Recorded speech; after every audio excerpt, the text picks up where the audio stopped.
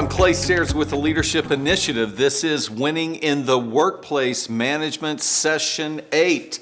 Bam, right here. Today we're going to be talking about managing the work. In our last couple sessions, we talked about how to organize the work, how to identify, and then how to organize the work. So now what we're going to do is, we've got the stuff organized, all right? We've got it identified. This is the work that we need to be doing. What we're going to be talking about in today's session is pretty much simply how to manage the work. Now catch this, guys. My wife and I, we own 6 different companies, okay? I am a micromanager. I'm a firm believer in micromanager. I mean, if you are going to own multiple things, you are the only one that has ownership of those multiple things. If you don't micromanage each of those opportunities, each of those money centers that you have, you're going to be in a lot of trouble, because I promise you, nobody is going to run them as well as you. So you have to micromanage them. The issue here is, I'm sure that my definition of micromanagement is very different than your micromanagement. I want to be able to micromanage, and this is what we're going to talk about today. I want to micromanage from a distance, okay? So this isn't about me looking over somebody's shoulder all the time and telling them, no, turn left, no, put your hand to the right. This is me putting together a system to help me manage the work from a distance. Because again, if I can't micromanage, then people are going to be making their decisions their way, the way they think it's best, when really I need them to be thinking like I am thinking as the owner of the company, or as the manager, or the leader of a certain department. So I want to talk with you today about how to manage the work so the work will get done the way that you want it to be done, rather than just turning it over to your workers and then finding yourself, I find this all the time, finding yourself in that spot of just going, I'm so frustrated. How come these people don't do what I want them to do? Because again, as we get down to the worker level, as we've talked about so much, it's just, this has been something for me to learn. It's taken me a long time to learn and accept this. But when we are down at this level, the level of creative thinking, the level of ability to process struggle, the ability to process through struggle and get answers to your own questions is very limited. I'm not saying it doesn't get done. I'm just saying it's very limited. And so here we are, we've got the team builder, here we have the manager, here we have the leader. But here we are as the manager and the leader, and we expect these people here to think the way that we think. You guys, they just don't. It's a very different mindset here than once we get here. That's why we find ourselves so often as we travel across the country, training managers, doing management conferences. Actually, I think we've talked about this. We've got one coming up here pretty quick, which is a lot of fun. We do these management conferences here in Tulsa once a month. But the idea is that we find ourselves as a manager, and we find ourselves getting frustrated at the workers because, can they not think for themselves? Can they not do this? Can they not do that? No, they can't. Okay? So what I want to do is I want to help you as a manager, okay? Help you as a manager be able to assign work and manage work that we're giving to people at the worker level. Now again, there are some great workers out there that really set themselves apart. We're in the middle of a book right now called Just Don't Suck, all right? Which is a book written specifically for the worker level, all right? We'll even say specifically for the millennials in the worker level, because their bar is set so low, the expectations for them, they're entitled, they don't have a work ethic, they don't have this. I mean, all of these words that the public and the workplace right now, all the adjectives that they have for this millennial are so low. The bar is set so low for them. If you just don't suck, you can really set yourself apart. So again, what we're going to be doing today is talking about how to manage at the worker level, how to micromanage, how to give them the work. Okay, so let's dive into this today. I want to introduce you to the power of the checklist. This is going to be the first line of offense. all right, when we begin to manage the work of other people. It's one thing, this is very classic, it's one thing, this happens all the time for us as leaders, is we walk through the department, we walk through our company, we know that there's work that has to be done today because we woke up and we went, oh my gosh, there's gonna be so much things we gotta get done, we gotta do this, we gotta do that, we gotta do the other thing. And then maybe we have a meeting, okay? Maybe we have a meeting.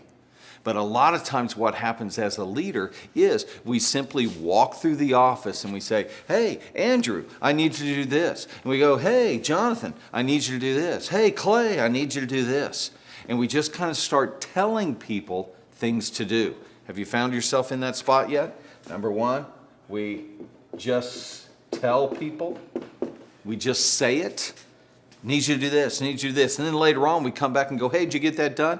And they kind of look up in the upper left in their eyes. Oh, and immediately we know, you forgot. What do you mean? How come you didn't do it? And we get frustrated with them when all we did was just tell them what to do. We've talked about this in earlier sessions. As a leader, we must communicate in 4 different ways. And if we don't communicate every time in all 4 ways, then we're going to open ourselves up to have some real communication issues, okay? And it's going to be very difficult to manage if we don't communicate these 4 ways. So first of all, we have to say it. It's got to come out of our mouth. Number 2, we have to write it. It's got to be written down. We're going to be talking about this in our next session where we talk about evaluating the work and making sure that we verify the work. That's coming up in our next session. So we have to say it and we have to write it. But I promise you've probably been in this spot before where you have looked at somebody and you've told them what to do. You've even written it down and you've given it to them and you said, here, I want you to do this work. And they go, okay, and they're nodding their head. And you might even say, do you understand what I'm telling you to do? And they're nodding their head. And then they go out and they do the work. You come to check on the work and you're going, what are you doing?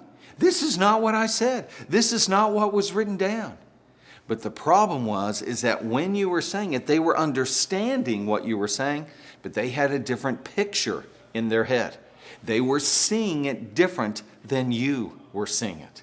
So we have to do number 3 every time. We have to show it. We have to give pictures of what this thing should look like. This is what a finished product will look like. Here's a template. Here's an example. Here's a structure. Here's an actual photo of what this is going to look like when you get done. So as we begin to walk through our checklist today, it's actually going to be solving these 2 issues. The checklist will have it written down, and it will also show the order in which we want them to do the work. And then finally, our 4th piece here, as leaders, we have to constantly model it. Oh man, and this can be really hard, especially when you find yourself in that spot of expecting your employees, expecting those that are on your team to have character that is beyond your character, all right? Or you're expecting them to do things that you're not doing. Well, I'm the leader, I shouldn't have to do it. It's like, be careful with that. Okay? You want to be careful with that. It doesn't mean that you have to be the one working side by side with them and doing the same work as them. But when it comes to core values, when it comes to character, when it comes to trustworthy and so on, these are things that you must model if you expect others to be there. If you expect others to be there on time, you need to be there on time. Okay? It just happens. If you expect others to put in extra effort, you're going to have to put in some extra effort as well, okay? You can't expect them to do that when you are just doing that, okay? Just again, a little management tip for you. So this again, when we are managers, when we step into leadership, we have to communicate these 4 ways every single time, or else you just set yourself up for some frustration. If you just say it, they're going to hear it and they're going to understand the words that are coming out of your mouth, but chances are very good it's going to go in one ear, right out the other ear, and they're not going to get it. And then you're going to say, what's the big deal? How come people can't do this? It's because you haven't led them correctly. You haven't communicated. We have to say it, write it, show it, and model it each time. All right? Clay, are you kidding me? Every single thing that I'm asking them to do? Yeah, every single thing. Or maybe I should say it this way. Everything that you want done a certain way. Everything that you want done in a successful way. You have to give the worker specific steps. And again, this is where the beauty of the checklist comes in. So let's dive into some of our notes here. Checklists are lifesavers, breaking down tasks into smaller steps that can be repeated by many people to obtain. Here's the key word, that they can be repeated by many people to obtain consistent results.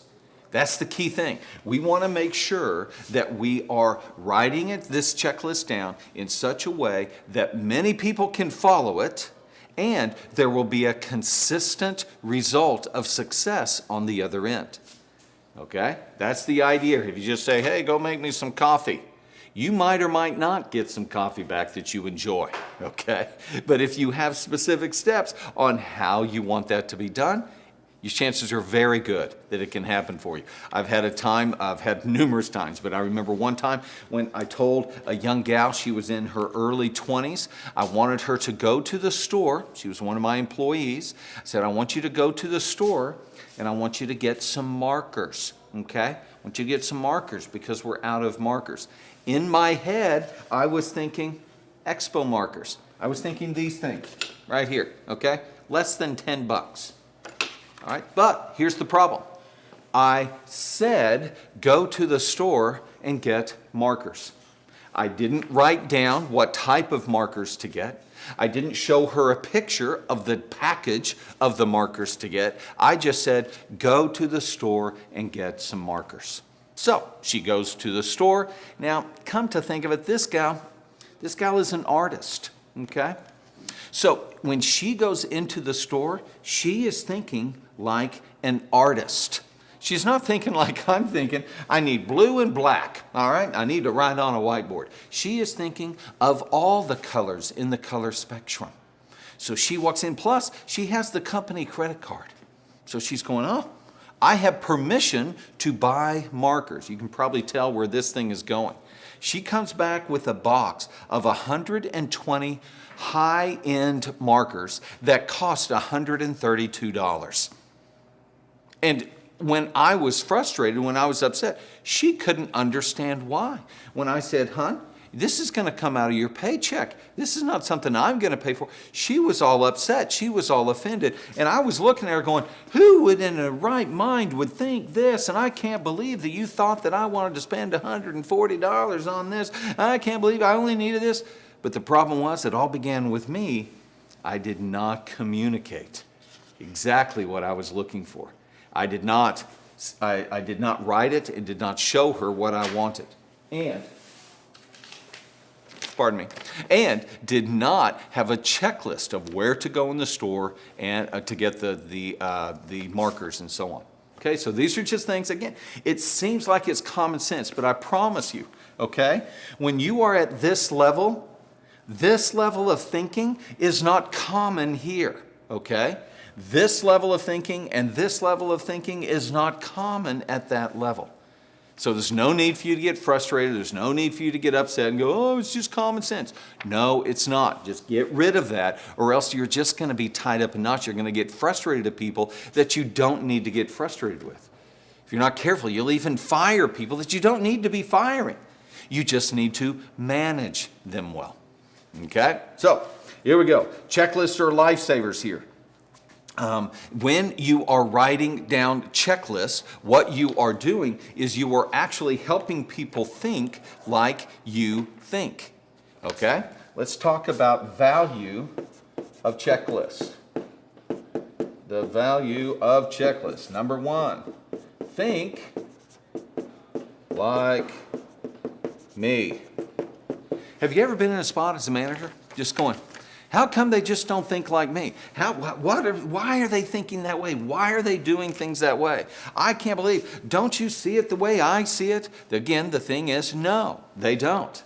So if you start with checklists for everything, then you will find that people will begin to think like you because they are following a system like you follow. So you've got to pull it out of your head and begin to write down, this is how I want you to do it. This is how I want you to open up the store each day. Check, check, check, check. This is how I want you to clean the kitchen each day. Check, check, check. This is how I want you to create the video each time you do a production with video. This is how I want you to balance the checkbook. Check, check, check. You have a checklist for each of the things that you are doing, each of the tasks that you are delegating. Now, you may be sitting there going, but Clay, there's like thousands of things. That's right. So it's time to get started on your checklist because there are a ton. As a matter of fact, that's why most people don't ever start doing checklists. They look at it as this huge mountain and they go, oh, it's just too much. And they never attempt to climb it. They never attempt to put checklists together because they just think it's way too much for them. But this is organization. Remember we talked about the price of promotion, the price of success, the price of responsibility is organization. And if you want to move from one level to the next level to the next level, you're going to have to get more and more organized. I promise you. If you're not careful, you'll get to this level up here at the leader, and you won't have checklists, you won't have time management, and so you're just running around crazy. Guys, it happens all the time. In fact, I'm sure you're probably sitting there nodding your head. You know exactly what I'm talking about. This is how I get clients all the time because they have been promoted beyond their capacity. And now they're in a spot of trying to run a successful company or a successful division or a successful department, but it's beyond their capacity. So they're just running crazy. They're working wild hours and they're just uncomfortable and they're just kind of fragile all the time. So again, first step here when we're managing the work is to put together your checklist. It allows you to supervise work that has been delegated to others. So once again, we're going to ask somebody to do something, but now we are going to give them a checklist. We talked about this in another session. You guys, I don't ever want to delegate a task again. I want to try to get to a spot where I am no longer delegating tasks, but I'm delegating systems. And that system begins with a checklist. So I'm not just going to delegate a task anymore. I'm going to delegate a checklist. So again, value is it allows them to think like me.